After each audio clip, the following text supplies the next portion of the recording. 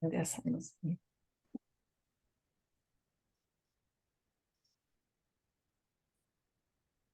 Tá bem claro ainda. Su, faz a oração para a gente iniciar. Faço.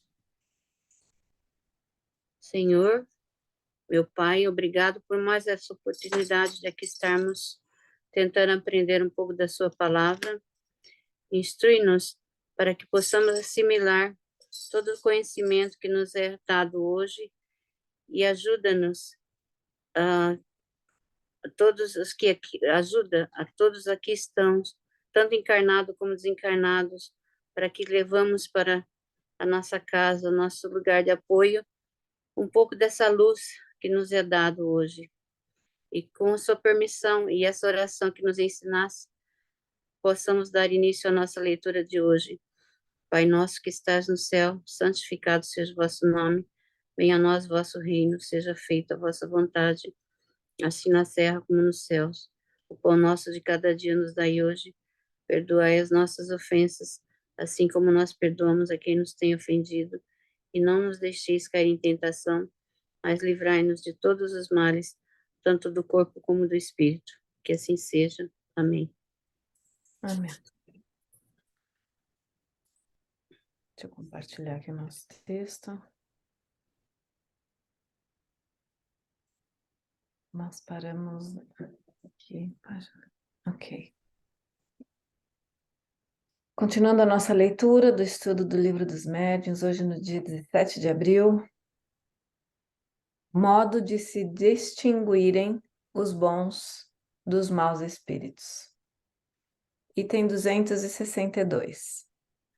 Se a identidade absoluta dos espíritos é, em muitos casos, uma questão acessória e sem importância, o mesmo já não se dá com a distinção a ser feita entre bons e maus espíritos.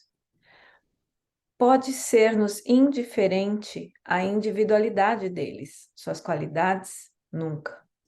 Em todas as comunicações instrutivas, é sobre este ponto, conseguintemente, que se deve fixar a atenção, porque só ele nos pode dar a medida da confiança que devemos ter no espírito que se manifesta, seja qual for o nome sob o que o faça.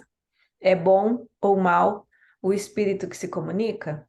Em que grau da escala espírita se encontra? Eis as questões capitais. Veja-se Escalas Espíritas no Livro dos Espíritos, número 100. 263. Já dissemos que os espíritos devem ser julgados como os homens pela linguagem de que usam. Suponhamos que um homem receba 20 cartas de pessoas que lhe são desconhecidas, pelo estilo, pelas ideias, por uma imensidade de indícios, enfim. Verificará se aquelas pessoas são instruídas ou ignorantes, polidas ou mal educadas, superficiais, profundas, frívolas, orgulhosas, sérias, levianas, sentimentais e etc. Assim também com os espíritos. Devemos considerá-los correspondentes que nunca vimos e procurar conhecer o que pensaríamos do saber e do caráter de um homem que dissesse ou escrevesse tais coisas. Pode estabelecer-se com regra invariável e sem exceção que a linguagem dos espíritos está sempre em relação com o grau de elevação a que já tenham chegado. Os espíritos realmente superiores não só dizem unicamente coisas boas, como também as dizem em termos isentos, de modo absoluto, de toda trivialidade. Por melhores que sejam essas coisas, se uma única expressão, denotando baixeza, as macula, isto constitui um sinal indubitável de inferioridade. Com mais forte razão, se o conjunto do ditado fere as conveniências pela sua grosseria.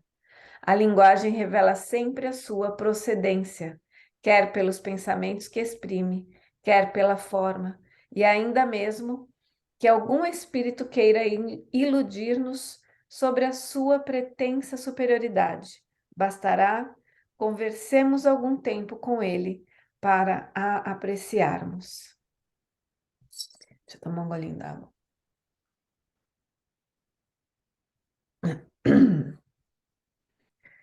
Aqui a gente sempre coloca o orai e vigiai, e às vezes o vigiai e depois o orai, né? E mantermos sempre nossas energias no lado do bem, para que a gente possa reconhecer não só as pessoas, né, que estão ao nosso redor, assim como quando os espíritos entram em contato conosco. Muito verdadeiro isso aqui.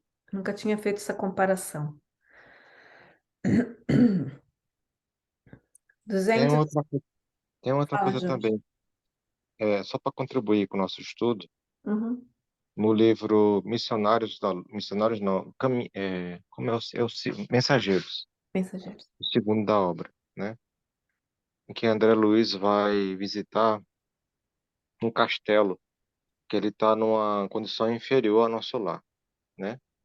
E o castelo lá ele é protegido por um sistema de segurança, tanto de detecção como de defesa, né? E aguardas tal. E ele fica impressionado quando ele vai na enfermaria. Eu fico imaginando a cena. Ela é uma penumbra. Agora imagina uma sala grande, não é uma sala pequenininha. Tipo assim, sabe essas salas de, acho que basquete, ou então duas quadras de basquete assim, bem gigantes. Porque ele olha, fica na penumbra e tem ali milhares de irmãos nossos já adormecidos. Milhares. Ele fica assim impressionado, porque ele pergunta: o que é isso? São irmãos nossos que desencarnaram, mas estão ainda em processo de, digamos assim, eles não estão despertos. Eles estão naquela hora tem pesadelo, hora tem tipo um torpor até chegar a eles ficarem conscientes. E como é que faz o processo desses irmãos adormecidos para eles saírem do estado de letargia para de lucidez? Passes. Só que ele repara que um desses passes, a espiritualidade utiliza o verbo, o sopro, né? E ele fica assim, o sopro. Aí o mentor fala assim, o verbo é força, André. Então, e há médios na Terra que também utilizam o método do sopro, mas requer uma vigilância redobrada, porque eles têm que ter o verbo intocável. O que é o verbo intocável? Não maldizer ninguém, não falar palavras chulas, não falar verbetes de baixo calão, porque isso reverbera também em energia. Uhum. Aí Kardec fala, como diferenciar um espírito pelo verbo, né? Isso com minhas palavras, Uhum. pela maneira como ele utiliza a energia verbal dele. Como é que eu já vi médiuns, espíritos, melhor dizendo, incorporados, né, nos médios, que a voz dele transmitia ódio, Não. transmitia uma vibração pesada. Da mesma forma que quando esse espírito era reconduzido para um hospital, era adormecido e conduzido para um hospital, vinha uma mãe, ou via uma pessoa que estava cuidando dele, já transmitia uma energia bem suavizante. Uhum. Pelo verbo, o médium consegue perceber isso. Se ele não estiver fascinado, se ele estiver orando e vigiando, ele percebe, ele sente a energia do espírito. E também sente quando o espírito está mentindo, porque é outro tipo de energia. Então, pelo verbo, como o espírito utiliza. Aliás, não só o espírito desencarnado, mas também ora encarnado ou desencarnado, vemos quem é o naipe da pessoa, qual o sua estirpe espiritual pelo verbo dela, Sim. como ela se exprime, nas situações mais diversas da vida, né? Aí denota a nossa condição evolutiva, entendeu? E creio que quando a gente fala sobre os encarnados, né, prestar atenção no verbo dela é também observar o que ela faz, para ver se não está em contradizente aquilo que ela está falando, que às vezes ela tem um speech, tem um discurso muito belo, muito bem formado, com palavras bonitas, e ela age de maneira totalmente diferente, Os fariseus não têm um discurso muito belo na época de Jesus, né? né? Os fariseus não tinham, Sim. e trazendo para nós um apóstolo muito humano, muito próximo da gente, Pedro. Uhum. Pedro era aquele cara que não está comigo, eu não levo desaforo para casa. Mas Chucrão, né? quando conheceu Jesus, É. ele começou a mudar o verbete dele, começou a mudar Uhum. a entonação verbal. Tanto que quando Jesus desencarna, né, após a crucificação, já é outro homem. Sim. É o Pedro em que Jesus falou que ia colocar a igreja. A pedra queria fazer sustentar. Veja só a responsabilidade do Pedro. Foi a pedra, foi a base em que Jesus fincou o A doutrina. cristianismo, digamos assim, né? Uhum. Obrigada, Jorge. Item 264. A bondade e a afabilidade são atributos essenciais dos espíritos depurados. Não tem ódio, nem aos homens e nem aos outros espíritos. Lamentam a fraqueza, criticam os erros, mas sempre com moderação, sem fel e sem animosidade. Admita-se que os espíritos verdadeiramente bons não podem querer senão o bem e dizer senão coisas boas, e se concluirá que tudo o que denote na linguagem dos espíritos falta de bondade e de benignidade não pode provir de um bom espírito. 265. A inteligência longe está de constituir um indício certo de superioridade, porquanto a inteligência e a moral nem sempre andam emparelhadas. Pode um espírito ser bom, afável e ter conhecimentos limitados, ao passo que outro inteligente e instruído pode ser muito inferior em moralidade. É crença bastante generalizada que, interrogando-se o espírito de um homem que na terra foi sábio em certa especialidade, com mais segurança se obterá a verdade. Isto é lógico, entretanto, nem sempre é o que se dá. A experiência demonstra que os sábios, tanto quanto os demais homens, sobretudo os desencarnados em pouco tempo, ainda se acham sob o império dos preconceitos da vida corpórea. Eles não se despojam imediatamente do espírito de sistema. Pode, pois, acontecer que, sob a influência das ideias que esposaram em vida e das quais fizeram para si um título de glória, vejam com menos clareza do que supomos. Não apresentamos este princípio como regra, longe disso. Dizemos apenas que o fato se dá e que, por conseguinte, a ciência humana que eles possuem não constitui sempre uma prova de sua infabilidade como espíritos. Acabamos de falar, né, isso. 266. Em se submetendo todas as comunicações a um exame escrupuloso, em se lhes perscrutando e analisando o pensamento e as expressões, como é de uso fazer-se quando se trata de julgar uma obra literária, rejeitando-se sem hesitação tudo o que peque contra a lógica e o bom senso, tudo o que desminta o caráter do espírito que se supõe ser o que está se manifestando. Leva-se o desânimo aos espíritos mentirosos, que acabam por se retirar, uma vez fiquem bem convencidos de que não lograrão iludir. Repetimos, este meio é único, mas é infalível, porque não há comunicação má que resista a uma crítica rigorosa.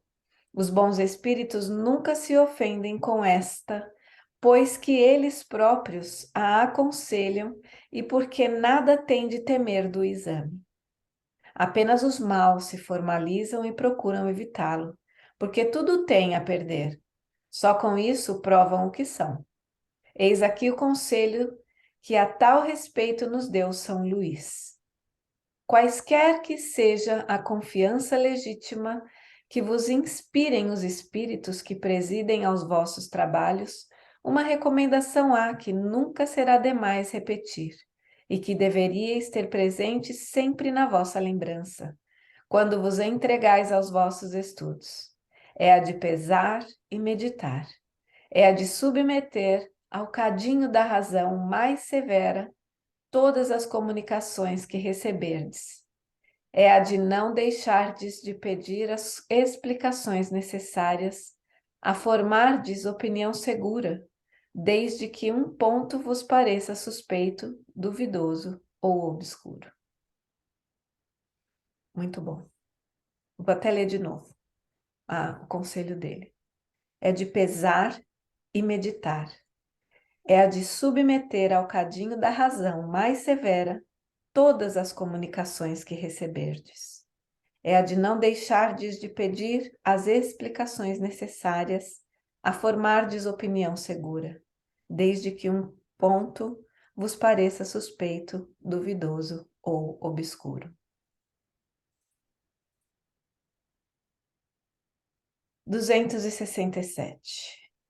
Podem resumir-se nos princípios seguintes os meios de se reconhecer a qualidade dos espíritos.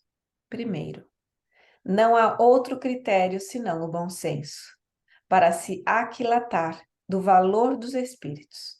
Absurda será qualquer fórmula que eles próprios deem para esse efeito, e não poderá provir de espíritos superiores. Segundo, apreciam-se os espíritos pela linguagem de que usam e pelas suas ações. Estas se traduzem pelos sentimentos que eles inspiram e pelos conselhos que dão. Terceiro, admitido que os bons espíritos só podem dizer e fazer o bem, de um bom espírito não se pode provir o que tenda para o mal. Quarto, os espíritos superiores usam sempre de uma linguagem digna, nobre e elevada, sem eiva de trivialidade. Tudo dizem com simplicidade e modéstia. Jamais se vangloriam, nem se jactam do seu saber, ou da posição que ocupam entre os outros. A dos espíritos inferiores ou vulgares, sempre algo refletem das paixões humanas. Toda expressão que denote baixeza, pretensão, arrogância, fanfarronice, acrimônia, é indício característico de inferioridade e de embuste, se o espírito se apresenta com um nome respeitável e venerado. Quinto, não se deve julgar da qualidade do espírito pela forma material, nem pela correção do estilo. É preciso sondar-lhe o íntimo, analisar-lhe as palavras, pesá-las friamente, maduramente e sem prevenção. Qualquer ofensa à lógica, à razão e à ponderação não pode deixar dúvida sobre a sua procedência, seja qual for o nome com que se ostente o espírito. No número 224, fala-se também o mesmo assunto. Sexto, a linguagem dos espíritos elevados é sempre idêntica, se não quanto à forma, pelo menos quanto ao fundo. Os pensamentos são os mesmos em qualquer tempo e em todo lugar. Podem ser mais ou menos desenvolvidos conforme as circunstâncias, as necessidades e as faculdades que encontrem para se comunicar. Porém, jamais serão contraditórios. Se duas comunicações firmadas pelo mesmo nome se mostram em contradição, uma das duas é evidentemente apócrifa, e a verdadeira será aquela em que nada desminta o conhecido caráter da personagem. Sobre duas comunicações assinadas, por exemplo, com o nome de São Vicente de Paulo, uma das quais propendendo para a união e a caridade, e a outra tendendo para a discórdia. Nenhuma pessoa sensata poderá equivocar-se. Sétimo, voltando nesse sexto aqui, falando dessa última desse último texto, nós temos que continuar estudando, né? Lendo os autores, lendo os livros, para que a gente possa também reconhecer a fala deles, né? Reconhecer o jeito deles. Conhecer o estilo, né? É. E observar que observamos a linguagem doce de Chico Xavier, observamos a linguagem disciplinar de Emmanuel, o Emmanuel é disciplinante, ele fala pouco, mas diz muito. Hum, É só ver os livrinhos sobre, ele dividiu em vários livros pequenos, que a gente acha que é mensagem, mas aquilo não é mensagem, não.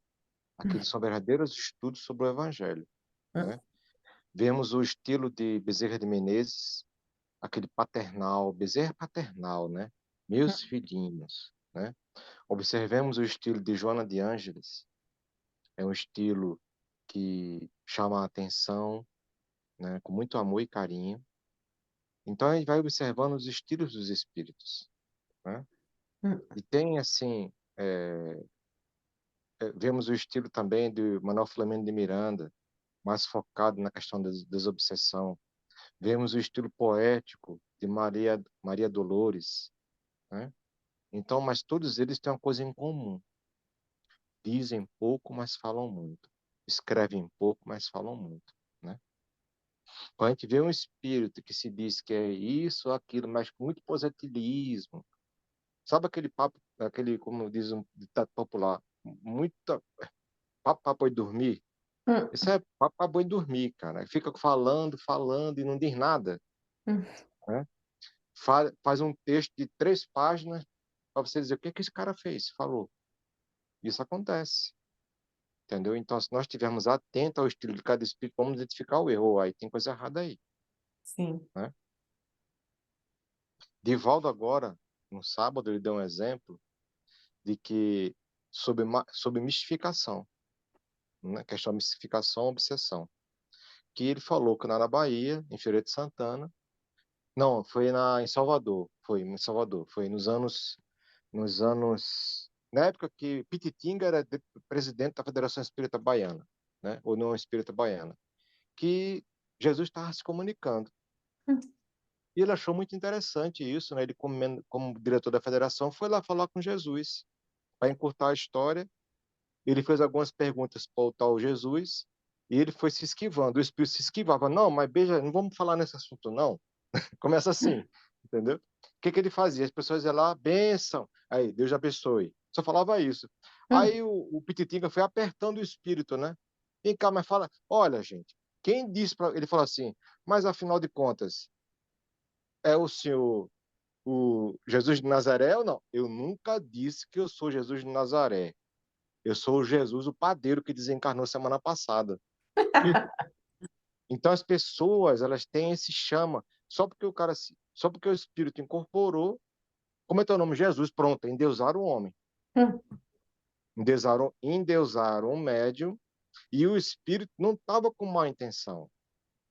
Ele só falou, ó, as pessoas falaram quem eu era, eu sou o Jesus, o padeiro, e vieram aqui pedir a bênção, eu dava a bênção para eles, entendeu? sim. Só que às vezes falta o quê? Discernimento. O médico talvez não fosse espírita, fosse espiritualista, Hum, queria a fama. Ó, eu recebo Jesus, queria aparecer, né? Ele não se deu conta que, mas que Jesus, porque tem tanto Jesus na vida, né? Tem até um Jesus Gonçalves. Ele não foi pesquisar quem era esse Jesus. Ele ficou na dele, hum, entendeu? Até que veio uma equipe de estudiosos e apertou o espírito um pouquinho e falou, opa, eu não falei que sou Jesus de Nazaré, sou Jesus o padeiro, entendeu? é. Sétimo, os bons espíritos só dizem o que sabem, calam-se ou confessam a sua ignorância sobre o que não sabem. Os maus falam de tudo com desassombro, sem se preocuparem com a verdade. Toda heresia científica notória, todo princípio que choque o bom senso, aponta a fraude, desde que o espírito se dê por ser um espírito esclarecido. Oitavo. Reconhecem-se ainda os espíritos levianos pela facilidade com que predizem o futuro e precisam fatos materiais de que não nos é dado ter conhecimento. Os bons espíritos fazem que as coisas futuras sejam pressentidas, quando esse pressentimento convenha. Nunca, porém, determinam datas. A previsão de qualquer acontecimento para uma época determinada é indício de mistificação. Nono, os espíritos superiores se exprimem com simplicidade sem prolixidade. Têm o estilo conciso sem exclusão da poesia das ideias e das expressões, claro, inteligível a todos, sem demandar esforço para ser compreendido. Tem a arte de dizer muitas coisas em poucas palavras, porque cada palavra é empregada com exatidão. Os espíritos inferiores ou falsos sábios ocultam sob o empolamento ou a ênfase o vazio de suas ideias. Usam de uma linguagem pretensiosa, ridícula ou obscura à força de quererem pareça profunda. Décimo, os bons espíritos nunca ordenam, não se impõem, aconselham, e se não são escutados, retiram-se. Os maus são imperiosos, dão ordens, querem ser obedecidos e não se afastam, haja o que houver. Todo espírito que impõe trai a sua inferioridade. São exclusivistas e absolutos em suas opiniões. Pretendem ter o privilégio da verdade. Exigem crença cega e jamais apelam para a razão, por saberem que a razão os desmascararia. 11º. Os bons espíritos não lisonjeiam, aprovam o bem feito, mas sempre com reserva. Os maus prodigalizam exagerados elogios, estimulam o orgulho e a vaidade, embora pregando a humildade, e procuram exaltar a importância pessoal daqueles a quem desejam captar. 12º. Os espíritos superiores desprezam em tudo as puerilidades da forma. Só os espíritos vulgares ligam importância a particularidades mesquinhas, incompatíveis com ideias verdadeiramente elevadas. Toda prescrição meticulosa é sinal certo de inferioridade e de fraude, da parte de um espírito que tome um nome impotente. 13º. Deve-se desconfiar dos nomes singulares e ridículos que alguns espíritos adotam quando querem impor-se à credulidade. Fora soberanamente absurdo tomar a sério semelhantes nomes. Você tem, Jorge, algum exemplo de nome esquisito que alguns desses espíritos já deram? Não, minha irmã, Jesus, né? mas o exemplo que eu tenho era só espíritos que era assim, olha, lá em casa vai estar recebendo, a minha mãe está recebendo o espírito de Cáritas. Era de Cáritas para cima, entendeu? Outro dia dizer, ó, hoje é o dia do Dr. Bezerra de Menezes. Ele vem todo dia no nosso evangelho, Uhum. entendeu? Agora, com relação a nomes esquisitos, eu não tenho exemplo, porque geralmente eu fico assim, quando o espírito quer fascinar, ele diz que é uma coisa importante, né? Sim. Ele fala que é um Bezerra de Menezes, ele fala que é um Eurípides Barçanufo, né? Ele fala que é um espírito como Mãe Santíssima, entendeu? Que é o próprio Jesus, tá entendendo? Não Hum. temos aquele médium lá em Curitiba que diz que é Jesus reencarnado É, e tem seguidores, e tem seguidores. ó. Veja o nível de fascinação do médium, né? Hum. E já está há décadas. Eu era menino, Eu tenho o quê, meu Deus? Acho que se eu tivesse 15 anos era muito. 41 anos depois, tá na mesma ladainha. Veja Uau. como é perigoso a fascinação, né? É, Agora, com nome esquisito, eu não tenho nenhum exemplo, não. não. Mas tá bem. Grata. 14º. Deve-se igualmente desconfiar dos espíritos que com muita facilidade se apresentam, dando nomes extremamente venerados, você acabou de falar, e não lhes aceitar o que digam, senão com muita reserva. Aí, sobretudo, é que uma verificação severa se faz indispensável, porquanto isso não passa muitas vezes de uma máscara que eles tomam, para dar a crer que se acham em relações íntimas com os espíritos excelsos. Por esse meio lisonjeiam a vaidade do médium e dela se aproveitam frequentemente para induzi-lo a atitudes lamentáveis e ridículas. 15º. Os bons espíritos são muito escrupulosos no tocante às atitudes que hajam de aconselhar. Elas, qualquer que seja o caso, nunca deixam de objetivar um fim sério e eminentemente útil.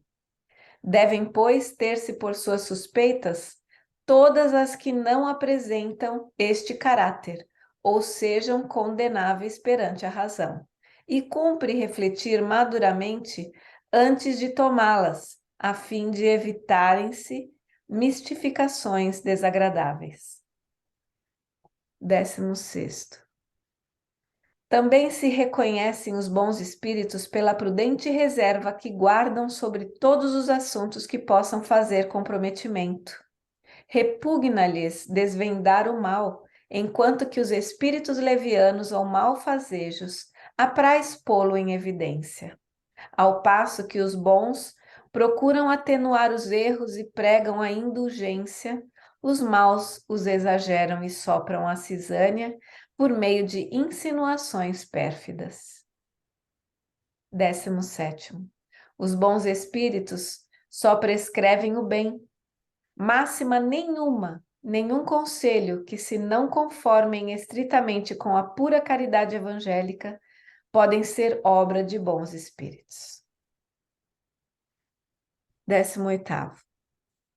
Jamais os bons espíritos aconselham senão o que seja perfeitamente racional.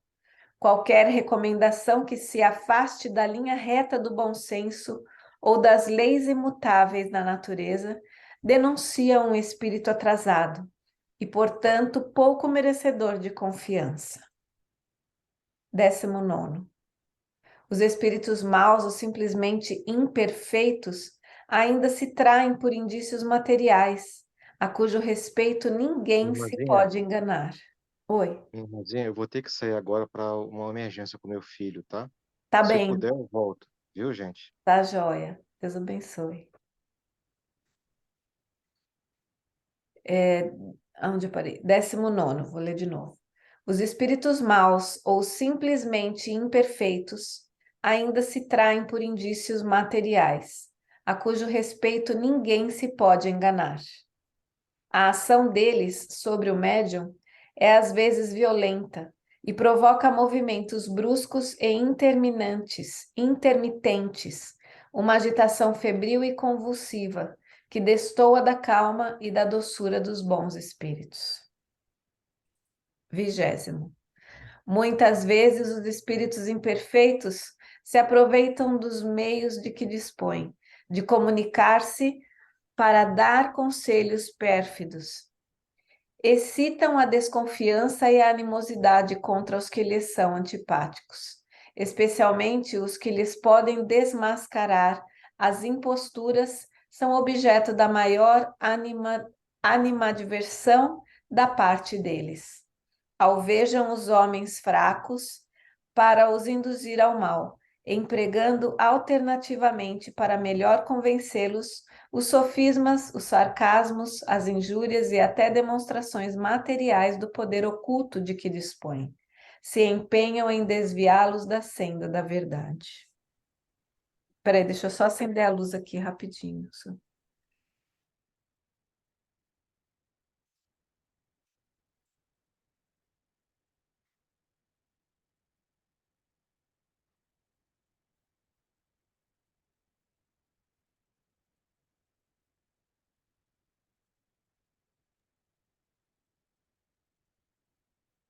21º. Os espíritos dos que na Terra tiveram uma única preocupação material ou moral, se não desprenderam da influência da matéria, continuam sob o império das ideias terrenas e trazem consigo uma parte dos preconceitos, das predileções e mesmo das manias que tinham neste mundo. Fácil é isso de reconhecer-se pela linguagem de que se servem. 22º. Os conhecimentos de alguns espíritos se enfeitam às vezes com uma espécie de ostentação, não constituem sinal da superioridade deles. A inalterável pureza dos sentimentos morais é, a esse respeito, a verdadeira pedra de toque. 23º. Não basta se interrogue um espírito para conhecer-se a verdade. Precisamos, antes de tudo, saber a quem nos dirigimos, porquanto os espíritos inferiores ignorantes que são, tratam frivolamente das questões mais sérias. Também não basta que um espírito tenha sido na Terra um grande homem, para que no mundo espírita se ache de posse de soberana ciência. Só a virtude pode, purificando-o, aproximá-lo de Deus e dilatar-lhe os conhecimentos. 24º. Da parte dos espíritos superiores, o gracejo é muitas vezes fino e vivo, nunca, porém, trivial. Nos espíritos zombadores, quando não são grosseiros, a sátira mordaz é não raro muito apropositada. 25º. Estudando-se cuidadosamente o caráter dos espíritos que se apresentam, sobretudo do ponto de vista moral, reconhecem-lhes a natureza e o grau de confiança que devem merecer. O bom senso não poderia enganar. 26º. Para julgar os espíritos como para julgar os homens, é preciso primeiro que cada um saiba julgar-se a si mesmo. Muita gente há, infelizmente, que toma suas próprias opiniões pessoais como paradigma exclusivo do bom e do mal, do verdadeiro e do falso. Tudo o que lhes contradiga a maneira de ver, as suas ideias e ao sistema que conceberam ou adotaram, lhes parece mal. A semelhante gente evidentemente falta a qualidade primacial para uma apreciação sã, a retidão do juízo. Disso, porém, nem suspeitam. É o defeito sobre que mais se iludem os homens. Todas essas instruções decorrem da experiência e dos ensinos dos espíritos. Vamos completá-las com as próprias respostas que eles deram sobre os pontos mais importantes. Eu acho que aqui é a principal maneira da gente reconhecer o espírito, é a gente se autoconhecer. Somos seres humanos encarnados e nem sempre a gente tá certo, sabe, né? Se tá certo ou se tá errado. Que a gente sempre teve a nossa educação, né? De onde vieram os nossos dogmas e paradigmas de família, daquilo que está ao nosso redor, e a gente não é o dono da verdade, né? Os espíritos bons sempre já dão esse exemplo para a gente. Vamos lá, faltam 15 minutos, dá para a gente ler mais um pouquinho. 268. Questões sobre a natureza e identidade dos espíritos. Por que sinais se pode reconhecer a superioridade ou a inferioridade dos espíritos? Pela linguagem, como distinguis um doidivanas de um homem sensato. Já dissemos que os espíritos superiores não se contradizem nunca e só dizem coisas aproveitáveis, só querem o bem, que lhes constitui a única preocupação.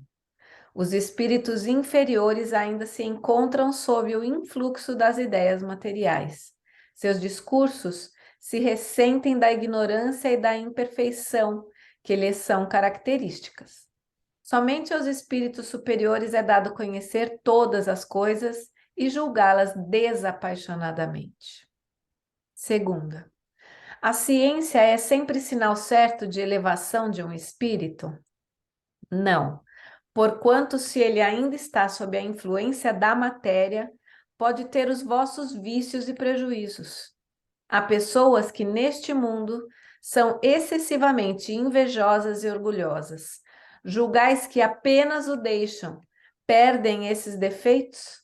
Após a partida daqui, os espíritos, sobretudo os que alimentaram paixões bem marcadas, permanecem envoltos numa espécie de atmosfera que lhes conserva todas as coisas más de que se impregnam. Esses espíritos semi-imperfeitos são mais de temer do que os maus espíritos, porque na sua maioria reúnem a inteligência, a astúcia e o orgulho. Pelo pretenso saber de que se jactam, eles se impõem aos simples e aos ignorantes, que eles aceitam sem exames as teorias absurdas e mentirosas. Embora tais teorias não possam prevalecer contra a verdade, nem por isso deixam de produzir um mal passageiro, pois que entravam à marcha do espiritismo e os médiuns voluntariamente se fazem cegos sobre o mérito de que lhes é comunicado. Esse um ponto que demanda grande estudo da parte dos espíritos esclarecidos e dos médiuns para distinguir o verdadeiro do falso. É que cumpre se faça convergir toda a atenção. Terceira, muitos espíritos protetores se designam pelos nomes de santos ou de personagens conhecidas. Que se deve pensar a esse respeito? Nem todos os nomes de santos e de personagens conhecidas bastariam para fornecer um protetor a cada homem. Entre os espíritos, poucos há que tenham nome conhecido na terra. Por isso é que as mais das vezes eles nenhum nome declinam. Vós, porém, quase sempre quereis um nome. Então, para vos satisfazer, o espírito toma o de um homem que conhecestes e a quem respeitais. Isso é interessante. Muito. Quarta, o uso desse nome não pode ser considerado uma fraude? Seria uma fraude da parte de um espírito mau que quisesse enganar, mas quando é para o bem, Deus permite que assim procedam os espíritos da mesma categoria, porque há entre eles solidariedade e analogia de pensamentos. Isso é verdadeiro. Assim, quinta. Assim, quando um espírito protetor diz ser São Paulo, por exemplo, não é certo que seja o espírito mesmo, ou a alma do apóstolo que teve esse nome? Exatamente. Porquanto há milhares de pessoas às quais foi dito que tem por anjo guardião São Paulo ou qualquer outro. Mas que vos importa isso, desde que o espírito que vos protege é tão elevado quanto São Paulo? Eu já o disse, como precisais de um nome, eles tomam um, para que o possais chamar e reconhecer, do mesmo modo que o tomais os nomes de batismo que vos distinguirdes dos outros membros da vossa família. Podem, pois, tomar igualmente os dos arcanjos Rafael, Miguel e etc., sem que daí nada de mais resulte. Acresce que quanto mais elevado é um espírito, tanto mais dilatada é a sua irradiação. Segue-se, portanto, que um espírito protetor de ordem muito elevada pode ter sob a sua tutela centenas de encarnados. Entre vós, na terra, há notários que se encarregam dos negócios de 100 e 200 famílias. Por que haveríeis de supor que menos aptos fôssemos nós, espiritualmente falando, para a direção moral dos homens, do que aqueles que são para a direção material de seus interesses? Sexta, por que é que os espíritos que se comunicam tomam frequentemente nomes de santos? Identificam-se com os hábitos daqueles a quem falam e adotam os nomes mais apropriados a causar forte impressão nos homens por efeito de suas crenças. 7ª, quando evocados os espíritos superiores, vem sempre essa pessoa, em pessoa, ou como alguns o supõem, se fazem representar por mandatários incumbidos de lhes transmitir os pensamentos. Por que não virão em pessoa, se o podem? Se, porém, o espírito evocado não pode vir, o que se apresenta é forçosamente um mandatário. E o mandatário é sempre suficientemente esclarecido para responder como faria o espírito que o envia? Os espíritos superiores sabem a quem confiam o encargo de o substituir. Além disso, quanto mais elevados são os espíritos, mais se confundem pela comunhão dos pensamentos, de tal sorte que para eles a personalidade é coisa indiferente, como o deve ser também para vós. Julgais então que no mundo dos espíritos superiores não haja senão os que conheceste na terra, como capazes de vos instruírem? De tal modo sois propensos a considerar-vos como os tipos do universo que sempre supondes nada mais haver fora do vosso mundo. Em verdade vos assemelhais a esses selvagens, que nunca tendo saído da ilha em que habitam, creem que o mundo não vai além dela. 9ª, compreendemos que seja assim, quando se trate de um ensino sério, mas como permitem os espíritos superiores que outros de baixo escalão adotem nomes respeitáveis para induzirem os homens em erro por meio de máximas não raro perversas, não é com a permissão dos primeiros que estes o fazem. O mesmo não se dá entre vós? Os que desse modo enganam os homens serão punidos, ficais certos, e a punição deles será proporcionada à gravidade da impostura. Ao demais, se não fosseis imperfeitos, não terias em torno de vós senão bons espíritos, que sois enganados, só de vós mesmos vos deveis queixar. Deus permite que assim aconteça, para experimentar a vossa perseverança e o vosso discernimento, e para vos ensinar a distinguir a verdade do erro. Se não o fazeis, é que não estáis bastante elevados e precisais ainda das lições da experiência. E tem que tomar cuidado com essas lições, né? Para a gente não cair no engano. 10ª. Não sucede que os espíritos pouco adiantados, porém animados de boas intenções e de desejo de progredir, se veem designados às vezes para substituir um espírito superior, a fim de que tenham o ensejo de se exercitarem nos ensinar aos seus irmãos? Nunca. Nos grandes centros, quero dizer, nos centros sérios, e quando se trate de ministrar um ensinamento geral. Os que aí se apresentam o fazem por sua própria conta, para, como dizeis, se exercitarem. Por isso é que suas comunicações, ainda que boas, trazem o cunho da inferioridade deles. Delegados só o são para as comunicações pouco importantes e para as que se podem chamar pessoais.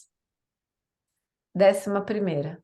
Nota-se que, às vezes, as comunicações espíritas ridículas se mostram entremeadas de excelentes máximas. Como explicar esta anomalia que parece indicar a presença simultânea de bons e maus espíritos? Os espíritos maus ou levianos também se metem a enunciar sentenças sem lhes perceberem bem o alcance ou a significação. Entre vós serão homens superiores, todos os que enunciam? Não.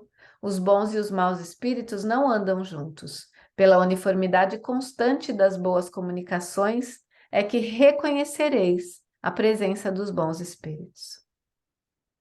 12ª. Os espíritos que nos induzem em erro precedem sempre cientes do que fazem? Não. Há espíritos bons, mas ignorantes, e que podem enganar-se de boa fé, desde que tenham consciência da sua ignorância. Convém nisso e só dizem o que sabem. 13ª. O espírito que dá uma comunicação falsa sempre o faz com intenção maléfica? Não. Se é um espírito leviano, diverte-se em mistificar sem outro intuito. 14ª.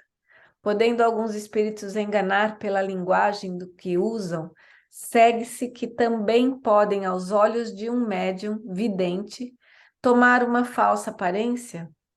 Isso se dá, porém, mais dificilmente. Todavia, só se verifica com um fim que os próprios espíritos maus desconhecem. Eles, então, servem de instrumentos para uma lição. O médium vidente pode ver espíritos levianos e mentirosos, como outros os ouvem, ou escrevem, sob a influência deles. Podem os espíritos levianos aproveitar-se dessa disposição para o enganar, por meio de falsas aparências. Isso depende das qualidades dos espíritos do próprio médium. 15ª. Para não ser enganado, basta que alguém esteja animado de boas intenções, e os homens sérios que não mesclam de vã curiosidade seus estudos também se acham sujeitos a ser enganados? Evidentemente, menos do que os outros, mas o homem tem sempre alguns pontos fracos que atraem os espíritos zombeteiros. Ele se julga forte e muitas vezes não o é. Deve, pois, desconfiar sempre da fraqueza que nasce do orgulho e dos preconceitos. Ninguém leva bastante em conta estas duas causas de queda, de que se aproveitam os espíritos, que, lisonjeando as manias, têm a certeza do bom êxito. 16ª. Por que permite Deus que maus espíritos se comuniquem e digam coisas ruins? Ainda mesmo no que haja de pior, um ensinamento sempre se colhe. Toca-vos saber colhê-lo. Mister se faz que haja comunicações de todas as espécies, para que aprendais a distinguir os bons espíritos dos maus, e para que vos sirvam do espelho a vós mesmos. 17ª. Podem os espíritos, por meio de comunicações escritas, inspirar desconfianças infundadas contra certas pessoas e causar dissídios entre amigos?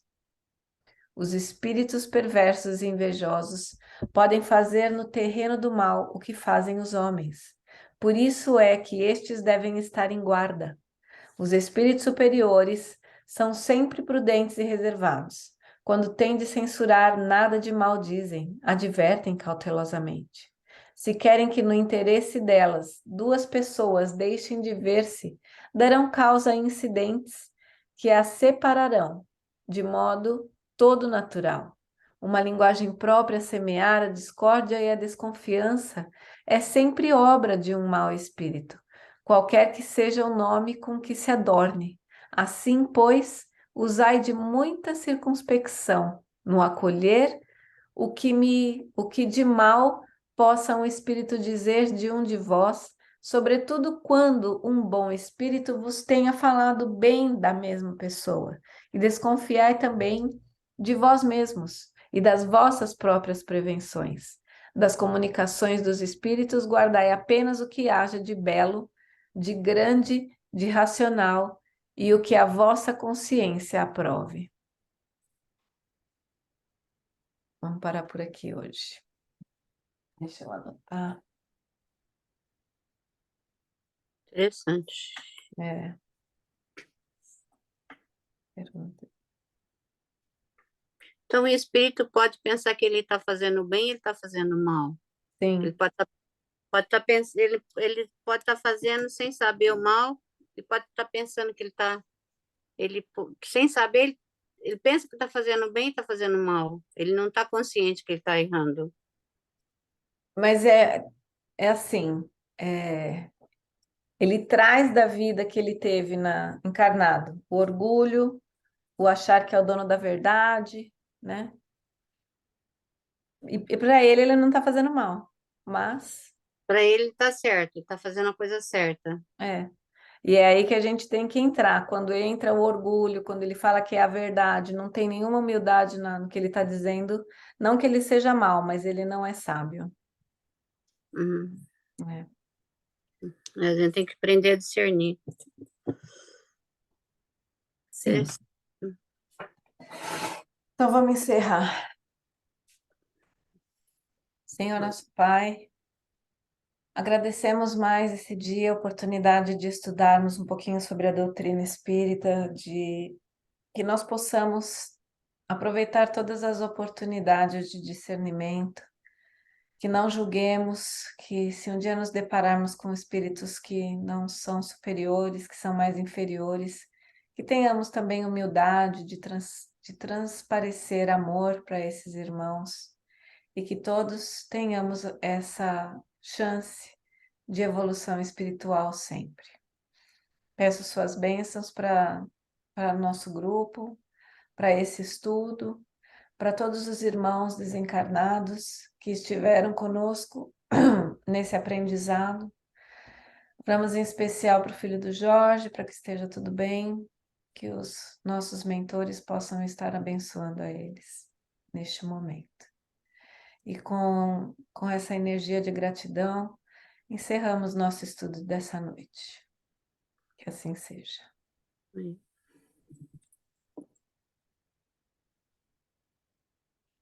E é isso. Obrigada, Sussu, de ter vindo. 3, 3 e meia.